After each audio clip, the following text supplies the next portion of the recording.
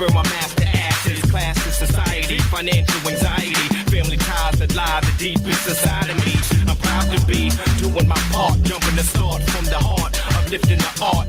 The time is being clocked and we're always being watched. Open your minds to new designs, the sun always shines. Everybody shit.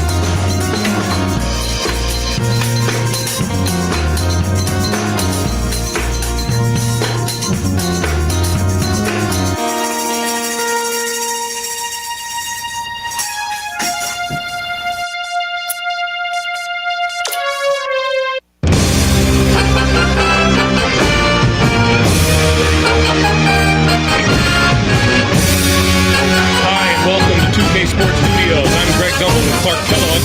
We're here with 2K Sports NCAA Selection Show. We're all set to show you the seedings and pairings, so get out your bracket sheet, get those pencils ready. Here are the basics. Of the 65 available tournament bids, 31 are automatically given to conference champions. The tournament committee hands out the remaining 34 bids on an at-large basis. An opening round game will take place on Tuesday night to narrow the field to 64 teams. But before we unveil the brackets for this season, here's a look at the final top 25 media poll of the season. There's certainly one big shift that we'll be talking about. The Marquette Golden Eagle jumped all the way from the number 23 spot to number 14. They're peaking at just the right time, Greg. This is exactly the way you want to be playing going into the tournament. The media rankings are what everyone's been following for the last 4 months. But in just a minute, the selection committee's opinion is going to be the only one that matters. Now let's take a look at the NCAA tournament bubble and see which teams are sitting at home with their fingers crossed, hoping to see their name in the brackets. There are a lot of worthy candidates among these 10 teams, Clark. Which of these bubble teams stands out to you right now? Florida. Did just enough to get on the bubble, but I'm not sure they did enough to get off the bubble. There may have been a few too many bumps in the road for them. And we have a few more teams in similar position, right, Clark? Missouri put together a solid season, but their record just isn't impressive enough to make them a no-brainer bid. If the committee doesn't give weight to their tough conference, they could be out of luck. I'm sure it's been a long week for those teams, but the wait's almost over. The NCAA Selection Committee has finished its meeting, and we're ready to unveil the top 4 seeds in this year's tournament. The Kansas Jayhawks are the top overall seed, and they will play in the East Regional. They begin the tournament as the dominant team in college basketball. They've been ranked number 1 in the media poll for the past 6 weeks. Let's see if they can live up to everyone's expectation. On to the second number 1 seed, who will play in the South Region. The Michigan State Spartans are seeking their 3rd NCAA championship in school history. The Louisville Cardinals are our 3rd number 1 seed, and they'll play in the Midwest Regional. They're back in the tournament again, and no doubt they'll be feeding off the experience of last year's appearance as they try to get to the Final Four this year. And finally, our 4th number 1 seed will play in the West Regional. The Washington Huskies are in the tournament field as a number 1 seed for the first time in the history of their program. Now, here's how the brackets shape up based on where the number 1 seeds have been assigned. In one national semifinal game, the winner of the East Regional will play the winner of the South Regional. In the other semifinal game, the winner of the Midwest Regional will play the winner of the West Regional. Those games will be played on Saturday, April 5th. Then it'll be on to the national championship game on Monday night, April 7th. Any surprises in there for you, Clark? I don't think I'm alone in my surprise with these picks. Whenever you reach this far down the poll for the top seeds, you're guaranteed to have some second guesses coming your way. So, with the number 1 seeds out of the way, it's finally time to tackle the rest of the brackets. First up, we take a look at the East Regional. The Kansas Jayhawks are the top seed, finishing at 31-1. They won both the regular season and conference tournament titles in the Big 12. They will take on the winner of the opening round play-in game between Loyola, Maryland, with 16 wins, and Coppin State from the MEAC.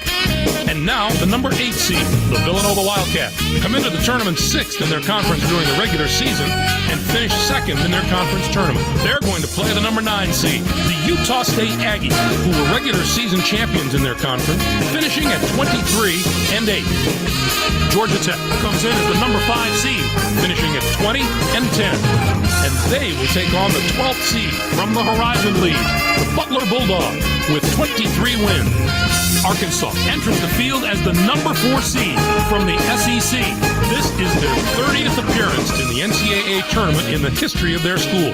They'll be getting ready to face the number 13 seed. The Akron Zips finished the season with 21 wins. The Arkansas Razorbacks are going to provide serious matchup problems to any team that doesn't have depth and defensive ability at both guard spots. They have out ends of the court. The main reason they've made it this far. They're going to have to maintain that form if they want to do some damage in this tournament. The Illinois Fighting Illini are in as the number 6 seed. They'll be taking on the number 11 seed, the Fresno State Bulldogs, with 22 wins. Kentucky comes in as the number 3 seed, finishing at 24-9. Mercer comes in to face them at number 14 with 21 wins. The tournament and regular season championships of the Atlantic Sun Conference. Our number 7 seed from the MAC. The Western Michigan Broncos had a tremendous year that included a regular season championship. They are going to play the number 10 seed. The Missouri Tigers, who were finalists in their conference tournament, finishing at 19 and 12. Next up is the number 2 seed. The North Carolina Tar Heels are the conference tournament champions from the ACC. They'll be going up against the number 15 seed, the Titans of Cal State Fullerton, with 20 wins. This will be their second appearance in the NCAA tournament in team history. This bracket has the potential to give us a sensational matchup in the regional final if everything goes according to form and the top 2 seeds can survive the early rounds. Next up, we'll take a look at the South Regional. The Michigan State Spartans are the top seed, finishing at 28 and 3. They were winners of the regular season championship in the Big Ten. They'll take on the South Dakota State Jacks, the number 16 ranked team. This marks their first appearance in the NCAA tournament in team history. Rhode Island comes in as the number 8 seed, finishing at 25 and 9. Duke comes in to face them at number 9 with 18 wins and a legion of loyal fans just dying for some tournament success. USC enters the field as the number 5 seed from the Pac-10. This will be their 14th appearance in the NCAA tournament in school history. They'll be getting ready to face the number 12 seed, the Wagner Seahawks. Finished the season with 23 wins. The USC Trojans are one of those teams that's hard to put a finger on. They've got a terrific squad, but they depend on a lot of young players, and that lack of experience can be a big factor. Sometimes young guys play a lot looser than the veterans, but it's always a tough call. They really could go either way on it. Marquette comes in as the number 4 seed, finishing at 24 and 10. They'll take on the 13th seed from the Missouri Valley Conference, the Wichita State Shockers, with 18 wins. And now the number 6 seed, the St. Joseph's Hawks, come into the tournament first in their conference during the regular season and were losers in their first game at their conference tournament. They are going to play the number 11 seed, the Columbia Lions, who came in first in their conference tournament, finishing at 23 and 7. The Georgetown Hoyas are in as the number 3 seed. They'll be taking on the number 14 seed, the Governors of Austin Peay, with 21 wins. Next up is the number 7 seed. The Duquesne Dukes have established themselves as one of the best teams from the A-10 conference. They'll be going up against the number 10 seed, the Florida Gators, with 21 wins. This will be their 14th appearance in the NCAA tournament in the history of their school. Our number 2 seed is from the Big Sky. The Weber State Wildcats come into the NCAA tournament as winners of their regular season and conference tournament championship. They're going to play the number 15 seed, the Santa Clara Broncos, who came in first in their conference tournament, finishing at 18 and 12. What a tremendous regional final we'd have in this bracket if the number 1 and 2 seeds here make it through the first 3 rounds unscathed. That could be one of the games of the tournament. On to our third bracket of the day. Let's take a look at the Midwest Regional. The Louisville Cardinals are the top seed, finishing at 26 and 6. They were winners of the regular season championship in the Big East. They'll take on the Holy Cross Crusaders, the number 16 ranked team. This marks their 13th appearance in the NCAA tournament in the history of their school. Our number 8 seed is from the Pac-10. The Washington State Cougars were rewarded for their outstanding play this season with an at-large bid and a ticket to the Big Dance. They're going to play the number 9 seed, the Ohio State Buckeyes, who were semifinalists in their conference tournament, finishing at 18 and 12. The Indiana Hoosiers are in as the number 5 seed. They'll be taking on the number 12 seed, the Georgia Bulldogs, with 18 wins. Mississippi State enters the field as the number 4 seed from the SEC. This is their 9th appearance in the NCAA tournament in team history. They'll be getting ready to face the number 13 seed, the New Mexico Lobos. Finished the season with 22 wins. The Mississippi State Bulldogs are a team that is just so powerful and strong up front. I would put their front court up against just about any other teams in the nation right now. It's always good to have strong guard play, but if you ask most coaches, I guarantee you they take the good big man over the good little man most times. Their interior play should serve them very well in this competition. UCLA comes in as the number 6 seed, finishing at 20 and 12. and they take on the 11th seed from the Pac-10, the Arizona State Sun Devils, with 18 wins. And now the number 3 seed, the LSU Tigers, come into the tournament as the 4th place team in their conference during the regular season and finish 2nd in their conference tournament. They are going to play the number 14 seed, the Drexel Dragons, who came in 1st in their conference tournament, finishing at 20 and 14. Next up is the number 7 seed, the Kansas State Wildcats, have established themselves as one of the best teams from the Big 12. They'll be going up against the number 10 seed, the Alabama Crimson Tide, with 18 wins. They return once more to the very familiar surroundings of the NCAA tournament. Memphis comes in as the number 2 seed, finishing at 30 and 4. McNeese State comes in to face them at number 15 with 17 wins. The tournament and regular season championships of the Southland Conference. Some of the lower seeds in this bracket have the ability to not only compete with the high seeds, but win a few games. The potential for a Cinderella or two in this bracket is definitely there. And finally, let's have a look at the West Regional. The Washington Huskies are the top seed, finishing at 25 and 7. They won both the regular season and conference tournament titles in the Pac-10. They'll take on Alabama A&M's Bulldogs, the number 16 ranked team. This will be their 2nd appearance ever in the NCAA tournament. Next up is the number 8 seed. The Penn State Nittany Lions are the conference tournament champions from the Big 10. They'll be going up against the number 9 seed, the Auburn Tigers, with 18 wins. This is their 9th appearance in the NCAA tournament in team history.